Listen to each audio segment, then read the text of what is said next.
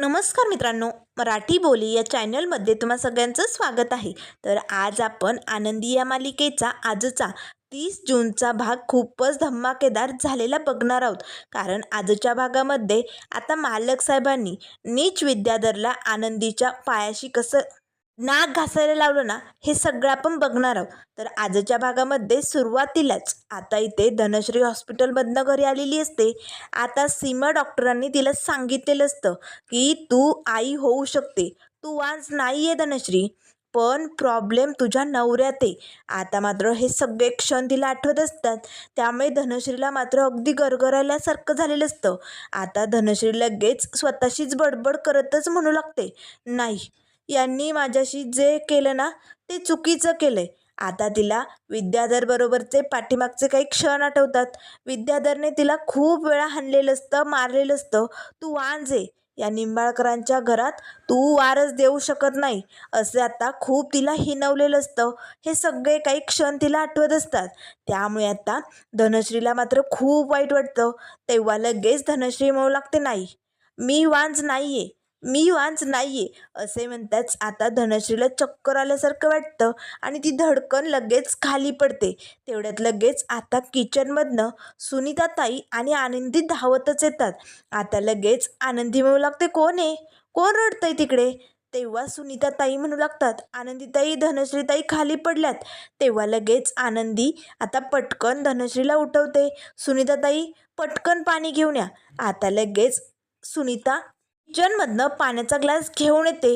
तेव्हा आनंदी म्हणू लागते, धनश्रीताई, अहो का रडताय तुम्ही, काय झालंय, मला सांगा ना, तुम्हाला काही त्रास होतोय का.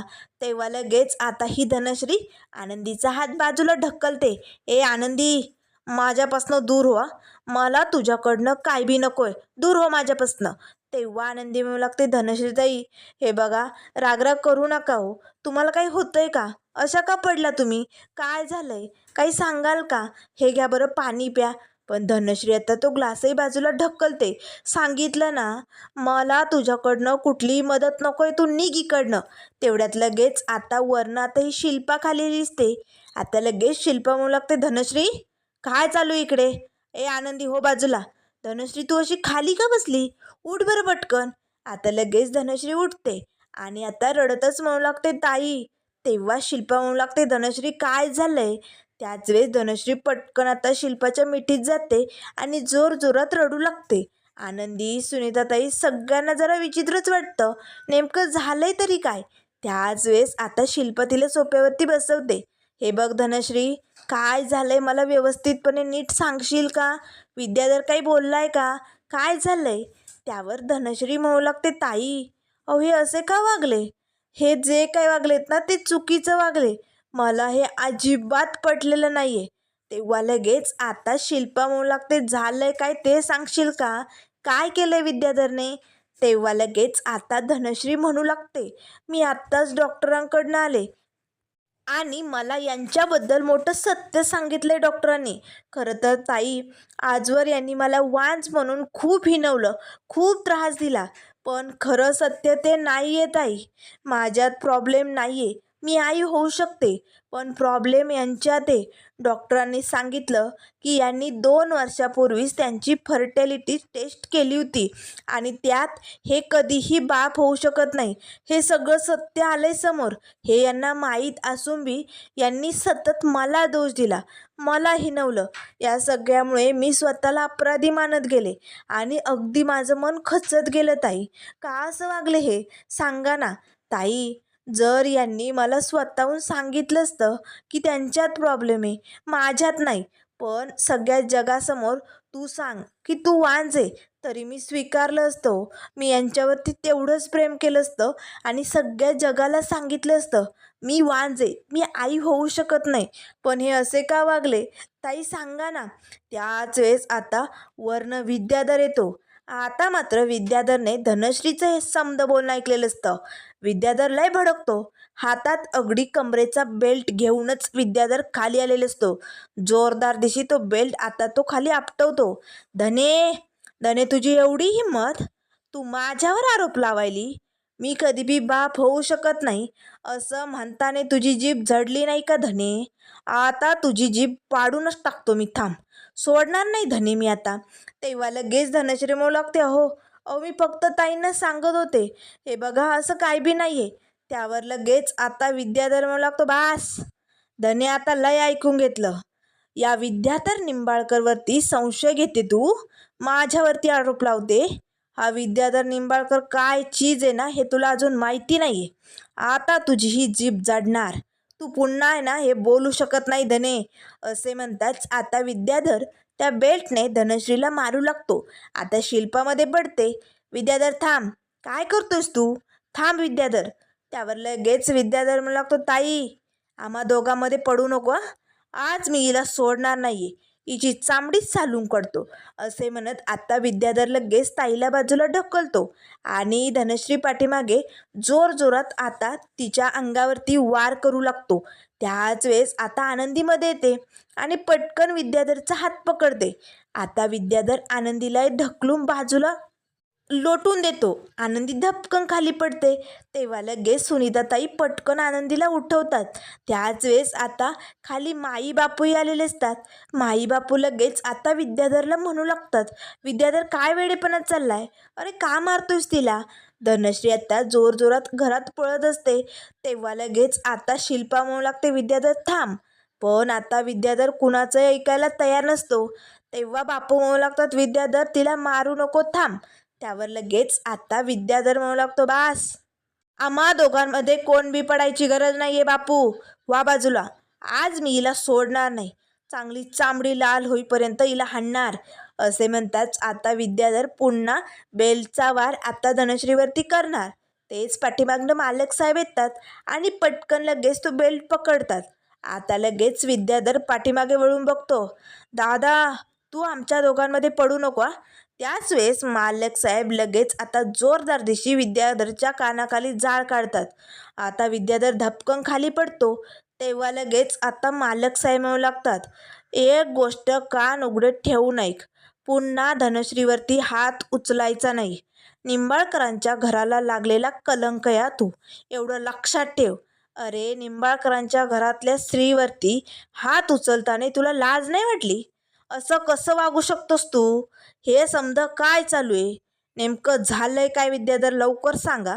तेव्हा लगेच आता धनश्रीमध्ये येते, भाऊजी भाऊजी जाऊ द्या ना, अहो द्या ना सोडून समज. हे बघा भाऊजी काय बी झालं नाही, सोडून द्या. त्यावर लगेच आता मालक साहेब म्हणू लागतात, धनश्री मी तुला विचारलं नाही, विद्याधर काय झालंय लवकरात लवकर सांग. आता विद्याधर एक नाही दोन नाही गप्प. त्याच वेळेस मालक साहेब म्हणू लागतात, शिल्पाताई काय झालं इथे लवकरात लवकर सांग. आता शिल्पाई लगेच खोटारडेपणा दाखवते, हे बघ युगंधर, नवरा बायकोंमधले वाद आहेत रे, जाऊ दे ना, दे सोडून. तू मी झाली असेल, जाऊ दे युगंधर, नको त्यांच्यात पडू, चला चला वरती चला. त्यावर लगेच आता मालक साहेब म्हणू लागतात, आनंदी आनंदी इथे काय झालंय, सांग लवकर आनंदी. आनंदी आता मालक साहेबांशी काही खोटं बोलू शकत नाही. आनंदी लगेच आता मालक साहेबांना सांगू लागते, मालक साहेब धनश्री ना हॉस्पिटलमध्ये गेल्या होत्या. त्यांना डॉक्टरांनी सांगितलंय की त्या वांज नाही आहेत, त्या आई होऊ शकतात, पण प्रॉब्लेम मात्र. त्याच वेळेस मालक साहेब म्हणू लागतात, पोचलं विद्याधर. स्वतःचा शंडपणा लपवण्यासाठी स्त्रीवरती आरोप लावतो तू, तिला दोषी ठरवतो. अरे निंबाळकरांच्या घराला लागलेला कलंक आहे तू. अरे तुझ्यातलं रक्त ना निंबाळकरांचं असूच शकत नाही. असे म्हणत पुन्हा आता मालक साहेबांनी जोरदार दिशी विद्याधरच्या कानाखाली ओढलेली असते. अरे तुझ्यासारखा नीच माणूस या निंबाळकरांच्या घरात जन्माला येऊच कसा शकतो, लाज वाटते. अरे याला पुरुषार्थ म्हणत नाही. अरे फक्त मुला जन्माला घालणे म्हणजे पुरुषार्थ नसतो रे विद्याधर. अरे आपल्या बायकोला आपण किती मान देतो, तिचा किती सन्मान करतो, तिला किती जीव लावतो ना, यावरती माणसाचा पुरुषार्थ असतो. खरं तर तू हे सगळं सत्य आधीच धनश्रीला सांगायला पाहिजे होतं. प्रॉब्लेम तिच्यात नाही तुझ्यात आहे. हे जर तू तिला सांगितलं असतं ना, तर तो असता तुझा खरा पुरुषार्थ.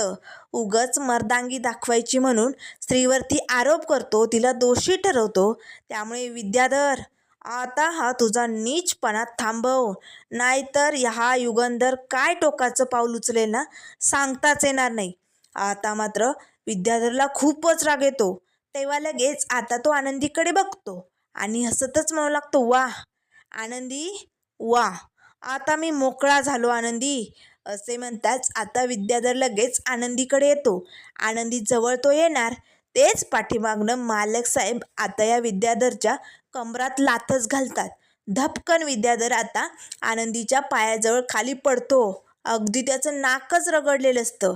आता मात्र लगेच आनंदी थोडीशी पाठीमागे सरकते. तेव्हा मालक साहेब आता या विद्याधरची कॉलर पकडतात, त्याला उठवतात आणि म्हणू लागतात, ते विद्याधर, आनंदीकडे वाईट नजरेने बघायचं बी नाही, लक्षात ठेव. या घरात ती एकटी नाही आता, त्यामुळे या घरातल्या स्त्रियांना वाईट नजरेने बघितलेल्या माणसाला मी जगू देणार नाही. तुला या घरातनं खरं तर बाहेर काढायला पाहिजे. या घरात राहण्याची लायकी नाही आहे तुझी. तेव्हा लगेच आता मालक साहेब विद्याधरला बाजूला ढकलतात. विद्याधर आता समोर जो टेबल असतो ना त्यावरती जाऊन आदळतो आणि हसतच म्हणू लागतो, दादा, अरे काढ की मग घराबाहेर. दादासाहेब, काढू शकता का तुम्ही मला घराबाहेर? नाही काढू शकत. मनात आणलं ना तरी बी नाही काढू शकत. तेव्हा लगेच मालक साहेब म्हणू लागतात, बास बासा विद्याधर, अति करू नको. हे बघ, मी काही बंधनात अडकलोय म्हणून मी तुझा हा सगळा तमाशा बघून घेईल, खपवून घेईल आणि मी काहीच करू शकत नाही याचा अर्थ असा होत नाही. एक दिवस असं पाऊल उचले ना की तुला या घरात जागा नसेल.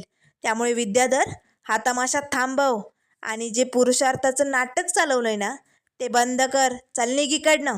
असे म्हणताच आता लगेच विद्याधर धावतच आपल्या रूममध्ये निघून जातो. आता मालक साहेब खूपच भडकलेले असतात. सगळेजण आपापल्या रूममध्ये निघून जातात.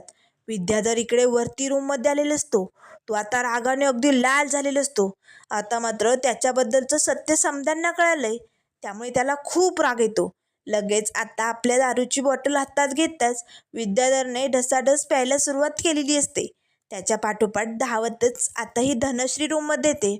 अहो अहो हे बघा, ऐकून घ्या ना, मी तुमच्याबद्दल खाली सांगणार नव्हते खरं तर.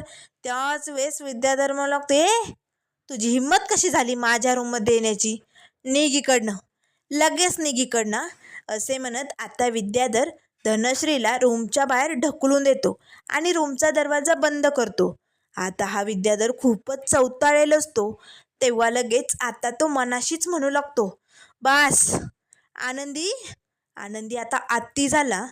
तू या नागाच्या शेपटीवरती पाय दिलाय आणि त्याला डिवचवण्याचं काम केलंय. त्यामुळे आनंदी, आता तू आणि युगंधर, बास. असे म्हणत आता हा चौताळ्याला विद्याधर खूपच भडकलेला असतो. तर त्यानंतर आता इथे हॉलमध्ये बापू बसलेले असतात. तेवढ्यात आता माई लगेच आता एक साडी घेऊन बाहेर येतात आणि बापूंना दाखवू लागतात, हे बघा ही साडी कशी दिसते. तेव्हा बापू म्हणू लागतात, रोज जशी दिसते तशीच असेल ना, वेगळं काय द्यात. त्यावर माई म्हणू लागतात, हो असं काय करताय, आज वटपौर्णिमेचा दिवस ना, त्यासाठी मी साडी घालणार आहे. मला कशी दिसेल, छान दिसेल का, सांगा ना मग. त्यावर लगेच बापू म्हणू लागतात, हे बघ, सण तुमचा, नटायचं तुम्हाला, सजायचं तुम्हाला, मग आम्हाला का विचारताय तुम्ही.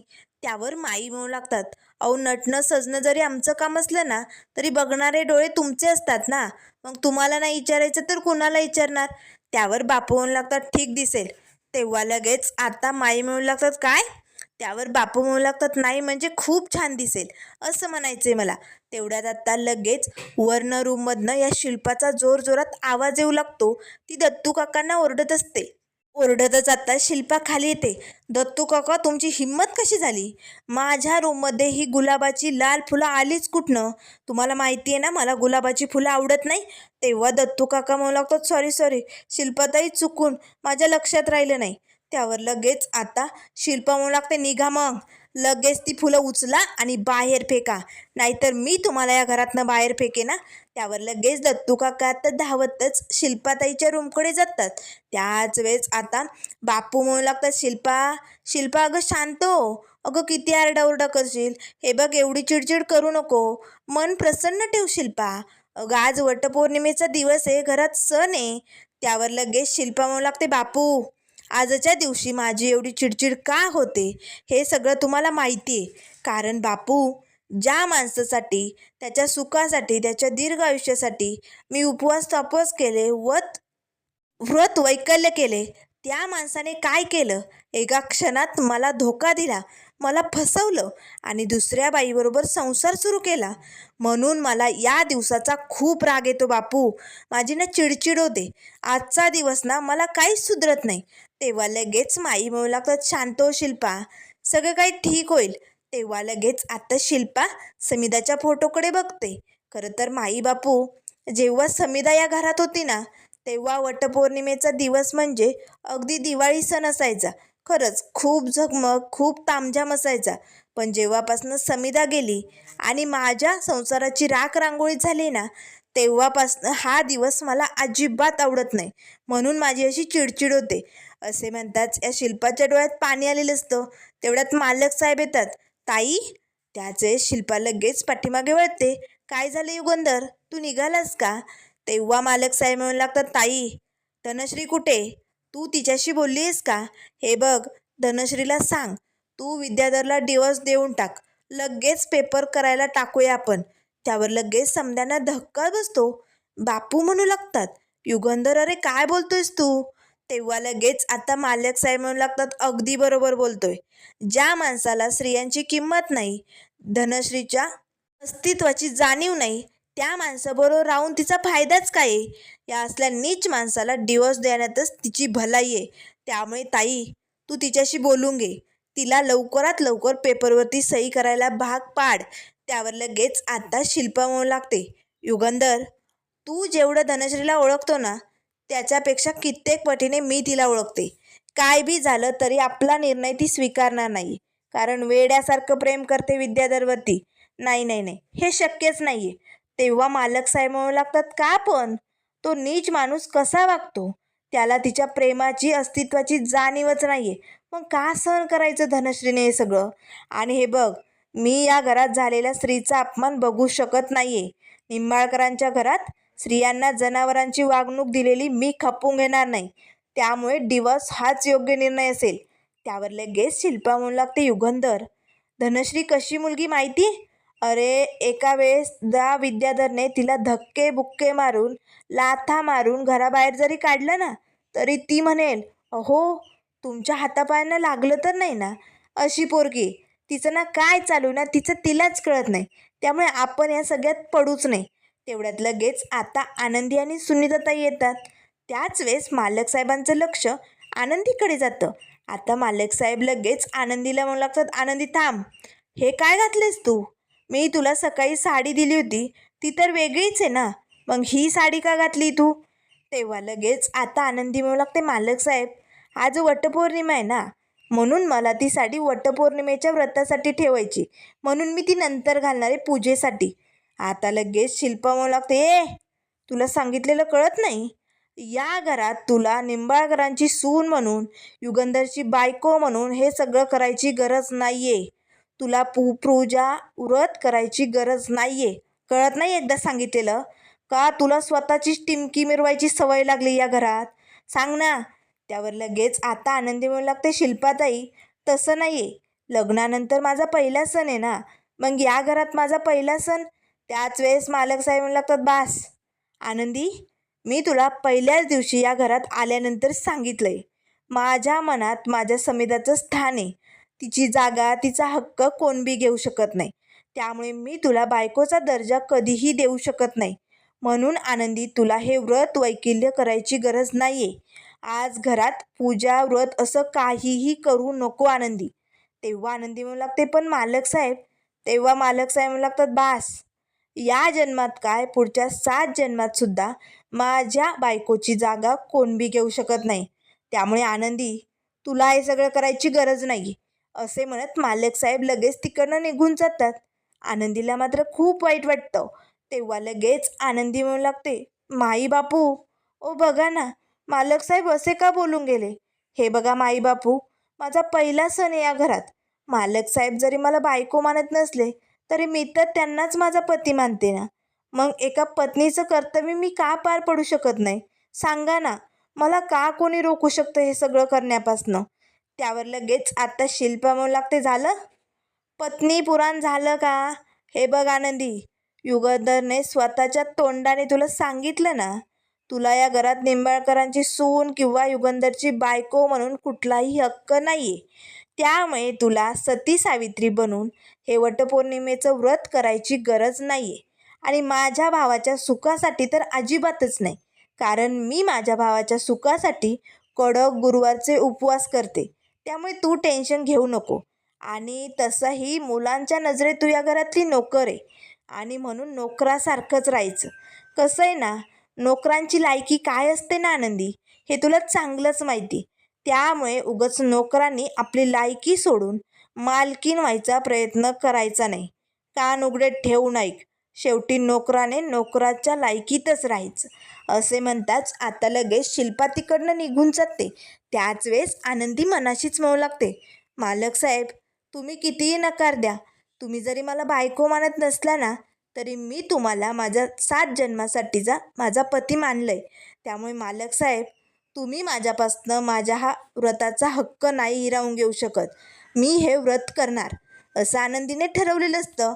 तर त्यानंतर मित्रांनो, पुढील भागामध्ये आपल्याला बघायला मिळेल, आनंदी आता पूजेसाठी तयार झालेली असते, पण मालक साहेबांचा नकार असतो. आनंदीचा आता ॲक्सिडेंट होताच आनंदी हॉस्पिटलमध्ये जाते, पण आता स्वतः मालक साहेब तिला आता वडाच्या पूजेसाठी घेऊन जाणार. हे सगळं दृश्य बघितल्यानंतर शिल्पाचा मात्र कसा जळफळाट होणार हे सगळं आपल्याला बघायला भेटणार आहे. त्यामुळे मित्रांनो, अशाच मालिकेंच्या अपडेट पाहण्यासाठी चॅनलला लाईक करा, सबस्क्राईब करा. व्हिडिओ पाहिल्याबद्दल धन्यवाद.